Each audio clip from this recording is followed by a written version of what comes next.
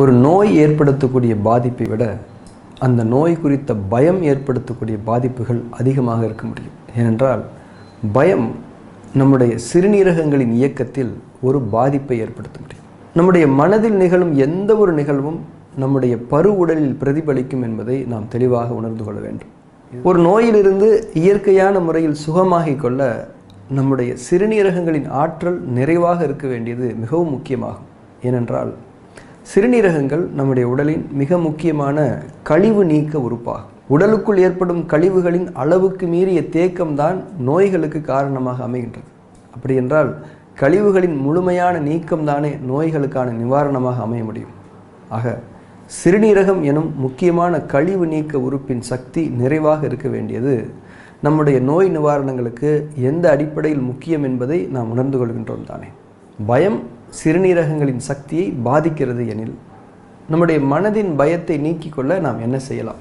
அடிப்படையில் பயம் என்பது நம்முடைய மனதில் இருக்கக்கூடிய அறியாமையால் ஏற்படக்கூடிய ஒரு கெட்ட உணர்ச்சியாகும்.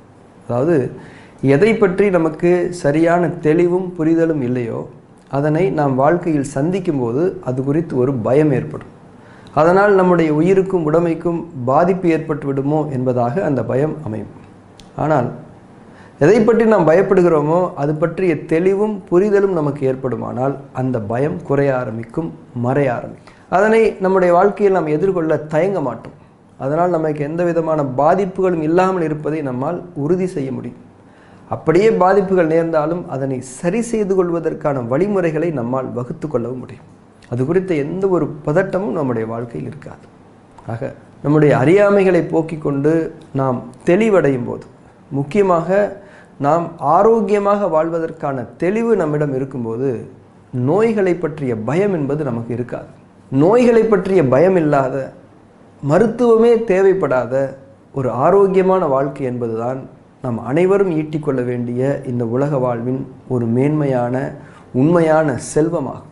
இந்த மேன்மையான செல்வ வாழ்க்கையை வாழ்வதற்கான வாய்ப்பு நாம் அக்குபங்க்சர் வாழ்க்கை அறிவியலையும் அதன் மருத்துவ அணுகுமுறைகளையும் கற்றுக்கொள்வதன் மூலம் கிடைக்கும் என்பதை நான் இங்கே பதிகின்றேன்.